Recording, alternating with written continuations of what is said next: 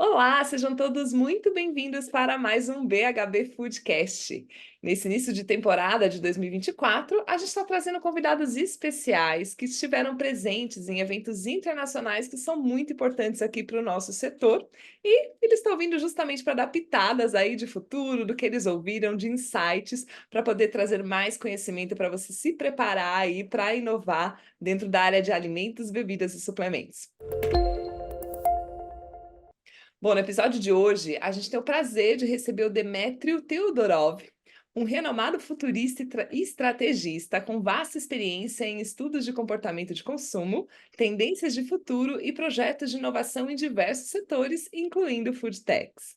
Demétrio esteve recentemente no South by Southwest, o principal evento mundial de criatividade e inovação, que tem uma trilha especializada em food, dedicada a pensar aí o futuro da comida e suas interseções com a tecnologia, sociedade e cultura.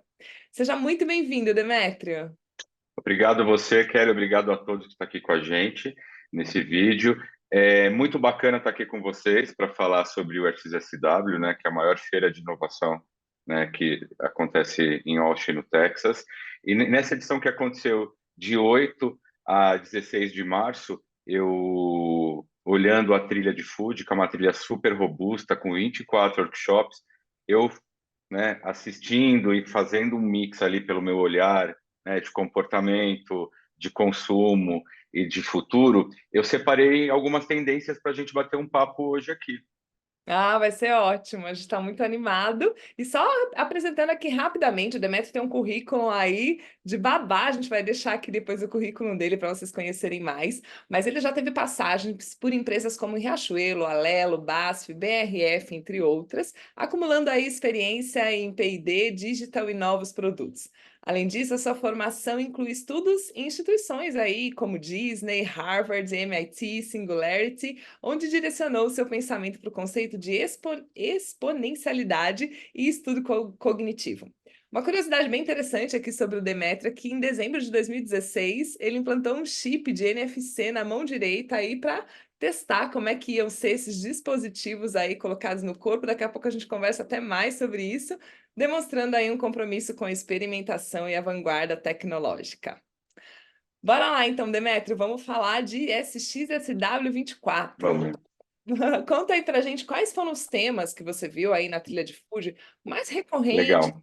discussões mais relevantes, assim, num âmbito um pouco mais generalista. Vale lembrar, né, que nessa jornada de 24 workshops, vários especialistas falaram sobre assuntos das grandes tendências, das grandes mega tendências de food, mas com um olhar bastante forte para ESG, né? Como que a gente consegue trazer esse tema, Kelly, para a vida, para a nossa vida, ajudando o mundo de maneira rápida, né? Então, debaixo desse guarda-chuva de ESG, olhando pelos objetivos de desenvolvimento da ONU, os grandes assuntos falados, assim, a inteligência artificial, né? Isso não só na trilha de food, mas como todas, né? Hoje esse copiloto da nossa vida, né, está expandindo cada vez mais. As impressoras 3D, né, que começam discretamente a entrar num nicho de food, né, e trazer ali um lugar de experiência muito importante. A gente fala também da transparência, né, hoje em função do nosso comportamento, em querer, né, entender qual que é a origem do produto que a gente está consumindo, né, o blockchain ajudando isso de maneira muito clara, né, então essa foi uma dos grandes pilares, e a ultrapersonalização, né, então assim, cada vez mais, isso, né, food todo todos os 4Ds da nossa vida, né? Então, quando você compra um carro, aí você quer um carro, né, híbrido, aí depois do híbrido você quer o elétrico. Então, essa ultra customização, né, versus o comportamento está sendo olhado de uma maneira bem forte para o lugar de food, justamente em função, né, que cada vez mais, né, a gente tem novas tecnologias a favor de um clean label, né, trazendo um produto, né, inteligente. Então, o mundo, né, da inovação, no geral, está falando para esse lugar. Mas aí eu trouxe aqui para a gente bater papo mais ou menos em 8 que eu consegui explorar como as mega trends aí do XSW. Do festival. Maravilha, já já você me conta, quero saber todas essas 8 aí. Mas, queria te perguntar também, né, considerando aí toda a sua expertise, né, em estudos de tendência do futuro, quais são essas principais transformações que você enxerga acontecendo no setor alimentício, que estão vindo de fora, mas que a gente já começa a ver algumas coisas aqui no Brasil? Olha, assim, vamos falar um pouco da mentalidade, da cultura e da mentalidade para inovação. Eu vejo que hoje, quando eu falo hoje, é bem pós-pandemia, é super recente, tá, Kelly? O olhar da pessoa que desenvolve produto, ela está colocando sempre o humano em todas as fases do desenvolvimento, tá? Desde a descoberta da ideia, até no desenvolvimento, no pré-lançamento, voltando e corrigindo num olhar bem de produtização. Então, isso é muito bacana quando a gente fala de food, né? Porque você começa a trazer sempre novos elementos, né? E o Brasil acaba não sendo um lugar de cópia, né? A gente acaba, como a gente consome muita informação lá fora, a gente acaba desenvolvendo muito produto aqui. Vide, né, as startups, né, as food techs aqui, que estão cada vez mais exponencializando no Brasil. Uma dessas 8 tendências que eu vi lá no XSW, que eu vejo que já está na nossa vida e que numa função muito Brasil pode exponencializar, são as fazendas urbanas. Tá? Isso me encanta muito, porque aqui você tem no centro, você tem, né, na cidade de São Paulo, em vários bairros, esse tipo de empresa, né, que tem cultivo em prédio, né, de hidropônica ou X, que a gente consegue, né, olhando fazendo um desenho de futuro, entendendo que essa não foi a última pandemia, que teremos outras, né, a questão da alimentação se torna algo muito mais urgenciado, né? Então imagina, né, que cada bairro tem um prédio, né, de 20 andares, que nesses 20 andares cada um tem um tipo de agricultura. É assim, é um mundo dos sonhos, né, quando a gente fala de sustentabilidade, né? Então, e se falou bastante sobre esse tipo de comportamento na XSW. E também de um comportamento nosso, particular, e que já existem empresas que ajudam o consumidor final a construir hortas dentro de casa, dentro da varanda, micro-hortas. Então, o consumo, a criação nesse formato, né, do food nesse lugar é muito interessante, né? Porque tem impacto uma vida, né, corporativa, empresas, nossa vida num detalhe. Né? Sim, exatamente. E aí é que o nosso principal público, né, do nosso, podcast, enfim, também da nossa plataforma, são os profissionais de marketing e P&D aí do setor de alimentos, bebidas e suplementos. Como é que você acha que eles podem estar preparados para lidar com todas essas mudanças e desafios que o futuro reserva aqui para essa indústria? Olha, o bacana é você se dar a chance de errar, é claro, estar no ambiente de errar, fazer pequenos testes, né? Porque cada vez mais a tecnologia está sendo barateada, você consegue terceirizar testes, e aí você acaba numa questão dessa de numa XSW fazer uma parceria, ou numa feira mesmo aqui no Brasil, né? Faz uma prova de um conceito ali, faz um P&D junto com uma outra marca, você sai com outro produto disruptivo. Falando nisso, né, vou até emendar agora na segunda tendência, para mim o lance do CRISP, né? O CRISP é uma tecnologia que foi popularizada de 2020 para cá, que eu acho que a galera de P&D tem que ficar super atenta, que é Uhum. depois que a gente conseguiu mapear o genoma, né, nós conseguimos também separá-los e fazer alguns enxertos, né, o genoma, o DNA. Né? Então, só para a gente entender, uma das vacinas da Covid foi criada com esse tipo de tecnologia. Então, agora já estão começando a fazer testes com alimentos. Então, desde alimentos, né, que levam medicamentos ali, até uma maçã com o sabor potencializado, né, uma fruta sem o, o caroço. Então, você começa a mudar o tamanho. Então, essa tecnologia, né, que eu acredito que a galera de P&D tem que ficar bem próxima, né? Só para a gente olhar, né, no detalhe, a tecnologia, a impressora 3D era impossível até pouco tempo atrás, hoje você compra na Amazon, né? Chega na Uhum. sua casa. Então, só para a gente entender que às vezes a velocidade também tem né, um impacto, por isso que a gente tem que estar sempre olhando o futuro, sabe, Kelly? É muito importante, né, o profissional de P&D, aqui falando diretamente para eles que você puxou, ter esse olhar, né, dar uma olhada no que está acontecendo 5 anos para frente, o que vai ser tendência, desenhar um mapa, um radar de inovação, para quando surgir a demanda, ou entender que a indústria está na estratégia de migrar, você já está com o skill pronto para aquilo. Uhum, exatamente. Então vamos ajudá-los aqui falando dessas tecnologias emergentes, né? Você contou para a gente já de duas, mas se puder contar das demais, quais são aí as mais produtivas Legal. que você mapeou aí que podem transformar a indústria alimentícia nos próximos anos? Agora a gente está explorando, está sendo bastante explorada, né, a impressora 3D, aí ainda como enfeite, né, printando chocolate, né, tem um estudo muito forte da Barilla, né, na impressão de macarrão, mas eu acredito que assim esse mercado é um mercado que a gente está explorando bastante, né, vi de que existe impressora 3D na estação espacial para testar outros tipos de alternativas, né? Mas eu acredito que a gente tem que explorar para tentar achar um novo modelo de negócio, um novo produto, né? Quem sabe para empresas de chocolate que querem personalizar o chocolate, já como eu falei que a gente está na época da ultra personalização, né? Dia dos Namorados está aí, né? Então será que eu não quero fazer um chocolate né? Específico num desenho que eu planejei? Então assim, falando, né? Essa é uma tendência, mas ainda é super, né, incipiente, mas eu acho bacana a gente olhar. Uma outra tendência, né, equilibrada aí num par, que é a comunicação, né? Isso a gente olha do nosso lado é muito forte, né? A quantidade de TVs que fala sobre food, backstage de cozinhas, reality shows, né?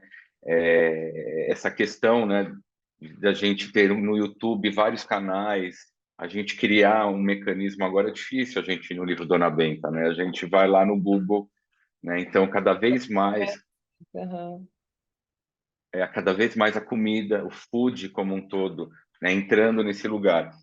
E uma característica muito forte de venha ver a nossa cozinha, tanto a industrial quanto a do restaurante preferido, via canais do YouTube.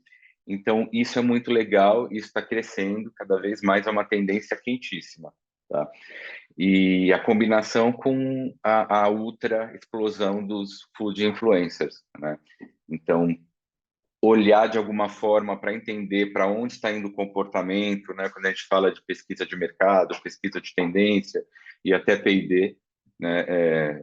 Entender quais são os novos, né, insumos, quais são as novas experiências. Então, acredito que usar como parcimônia mais como uma foto do mercado atual. Né? Essas combinadas de comunicação. Sim, também É, temos aí nesse cesto de novidades. então, você acaba entendendo, né, que a tecnologia de comportamento também entra nessa história, né? Falando sobre esses dois itens, né? E quando a gente fala de tecnologia pura, tem o campo se destacando cada vez mais, né? Isso é indiscutível, né?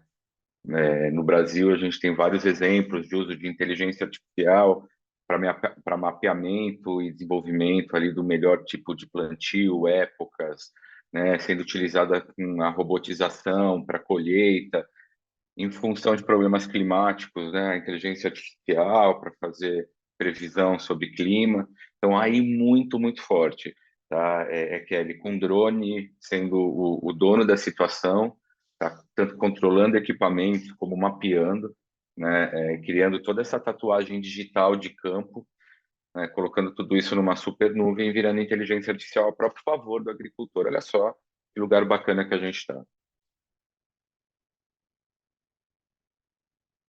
Chegamos nas 8. Não, tem mais. Falando de tecnologia, né, e amarrando, falando de questões climáticas, né, tem a inteligência artificial, né, não dá para não Dá falar para ficar dela, fora mas da discussão. não Como é dá. que ela tem sido usada? O que que você viu lá de diferente? Olha, eu vejo muito na criação de produtos, né, então sendo o começo de um funil de ideias ali, porque você tem o comportamento, então você junta a base de comportamento com lista de ingredientes, com notícias de macro e micro tendências, você aperta um play, ali faz toda uma mecânica que sai vários insights para a construção de produtos. Isso de maneira muito prática, já existem vários, principalmente para a criação de plant-based, né? Então você entende quais são as demandas de mercado, os insumos, né? Então ela já te cospe ali uma quase que uma receita de bolo, né, de produtos. Eu vejo muita empresa utilizando dessa ferramenta para trazer um clean label, né, olhando ali, né, a tabela nutricional e os ingredientes, tentando trazer algo mais de acordo com a necessidade da sociedade atual, né, entendendo ali, né, esse lugar. E, e para fechar, eu vejo essa questão, né, a inteligência artificial, né, mais uma vez a gente falando de algo de saúde, né? A inteligência artificial a gente vê que não vai substituir o humano, né? Isso está dado. E uma preocupação assim que foi espinha dorsal do que eu escutei foi com o ecossistema e sustentabilidade. E a última é sobre carbono zero, né? Muito se falou em como pegar carona dessa história, né, e usar de um lado positivo. Vai ter uma startup que chama Neutral Foods. O que que ela fez? Ela conseguiu desenvolver um componente que vai na comida do gado, um componente à base de algas marinhas, que faz com que o trato animal, né, com que a digestão não agride o meio ambiente. Então você começa a entender que toda a cadeia está pensando, traz seu produto, mas traz também com o lado B ali de olhar por algum ponto de algum objetivo de desenvolvimento sustentável da ONU, sabe? Ou erradicando a fome, ou usando a tecnologia ao nosso favor, ou melhorando o ambiente. Então, eu entendi que foi um XSW Food verde. Interessante, né? E não tem como que eu acho que eu até lendo relatórios até de outras áreas, tem muitas coisas que estão transversais, né? Acho que vem muito aí do comportamento do consumidor, talvez das gerações estando um pouco mais preocupadas, então bacana ver que isso também está refletindo, né, na alimentação e na comida. E você disse que, né, você tem, implantou aí o chip de NFC na sua mão aí tem um tempo, né, atrás. Como é que você imagina que essa tecnologia, né, essa tecnologia vestível, numa tradução livre aqui, como é que ela pode influenciar a forma como a gente se relaciona com a comida? Já tem visto alguma coisa que a gente pode trazer para o nosso universo aqui? Olha, esse chip, eu fiz esse implante desse chip NFC, ele basicamente é utilizado na indústria de meio de pagamento, né? Mas a gente pode desdobrar para qualquer lugar, porque na verdade esse chip é uma grande chamada para uma nuvem, onde eu posso registrar a minha dieta, as minhas alergias, né? Então ele pode ser utilizado dessa forma. Eu fiz o implante num movimento onde algumas pessoas que estudavam o desenho de futuro de vestíveis queria entender qual que era a experiência de uso e qual que era o melhor lugar do corpo para o implante, se era no cotovelo, se era na mão, e por aí vai. É muito interessante porque você começa a desdobrar em vários tipos de uso, né? Na verdade, é só uma extensão do que já existe hoje, né? Se você for ver, eu já estou de óculos, é um vestível, né? Então, assim, foi um estudo, né? Eu, na minha carreira, tenho que agradecer, eu sempre fui posto em desafios de inovação que mudassem comportamento com tecnologia que às vezes o ser humano não estava com muito afeto, vamos falar dessa forma. E dessa forma foi o chip, numa outra ocasião, fazer com que a Alexa conversasse com pessoas em lojas, num varejo, num fast varejo, depois num outro ambiente, estudando carne cultivada junto com startup de Israel. Então, assim, vai muito daquela coisa, né? Já que você trabalha com inovação e P&D, né, você tem que vestir a camisa e ter o real, né, experimento da situação.